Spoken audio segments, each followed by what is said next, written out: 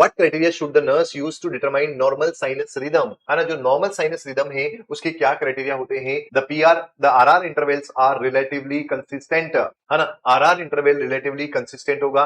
One P wave precedes each QRS complex, है ना, QRS से पहले एक पी वेव जो है वो पी वेव आपको देखने को मिलेगा। The ST segment is higher than PR interval, है ना, 4 to 8 complexes occurs in the 6 second strip, है ना, 6 सेकंड स्ट्रिप के अंदर, है ना, 4 से लेके 8 कॉम्प्लेक्सेस क्यूआरएस कॉम्प्लेक्सेस आएंगे, है ना। The QRS complexes ranges from 0.12 to 0.2 seconds. Very clear. किसी भी रिदम को नॉर्मल साइनस रिदम कहने के लिए क्या क्या क्राइटेरिया होने चाहिए? नंबर 1, है ना, जो एट्रियल रेट है वो रेट है ना, वो रेट क्या होनी चाहिए? बराबर होनी चाहिए। लाइक ये रेट होनी चाहिए लाइक 60 से लेके, है ना, 100 बीट्स पर मिनट के बीच में होनी चाहिए। देन इसके अलावा पीआर इंटरवल क्या होना चाहिए? नॉर्मल होना चाहिए। और ये कितना होना चाहिए? 0.12 से लेके, है ना, 0.20 सेकंड्स तक ही होना चाहिए। ठीक है। अच्छा, इसके अलावा देखना बच्चों, है ना, जो क्यूआरएस कॉम्प्लेक्स होता है ना, अपनी ईसीजी के अंदर, है ना, ये क्यूआरएस कॉम्प्लेक्स एनी हाउ बच्चों कितना होना चाहिए? है ना, 0.12 सेकंड से कम ही होना चाहिए, है ना। अगर ये क्राइटेरिया फुलफिल हो रहे हैं तो इसका मतलब क्या है? वो रिदम क्या कहलाएगी? नॉर्मल साइनस रिदम जो है ना, वो नॉर्मल साइनस रिदम कहलाएगी। बच्चों ध्यान रखना।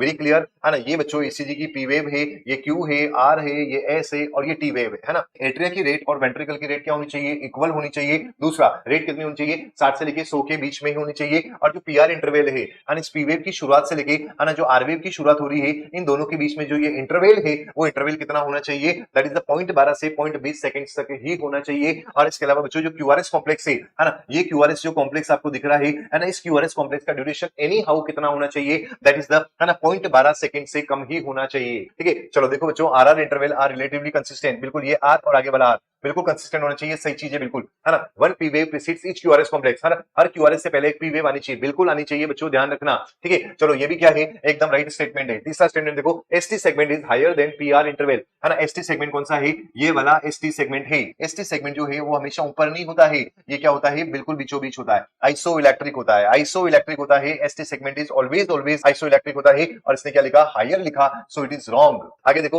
4 to 8 complexes occurs in 6 second. 6 second में अगर अपन ईसीजी लेंगे तो ये जो क्यूआरएस कॉम्प्लेक्स है वो कितने? 4 to 8 नहीं आएंगे। वेरी क्लियर, 4 to 8 भी ये नहीं आएंगे। देन उसके बाद देखो, क्यूआरएस कॉम्प्लेक्स कितना होना चाहिए? लाइक कितना होना चाहिए? एनी हाउ 0.12 से कम होना चाहिए। और यहाँ कितना लिखा? 0.12 से 0.20 सेकंड लिखा है। तो ये भी बच्चों क्या हुआ?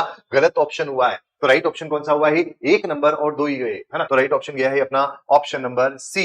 और अगर रिदम बच्चों नॉर्मल साइनस रिदम है, आपको कुछ भी नहीं करना है, कंटिन्यू क्वेश्चन को मॉनिटर करते रहो बच्चों, ध्यान रखना। It is a characteristic of the normal sinus rhythm.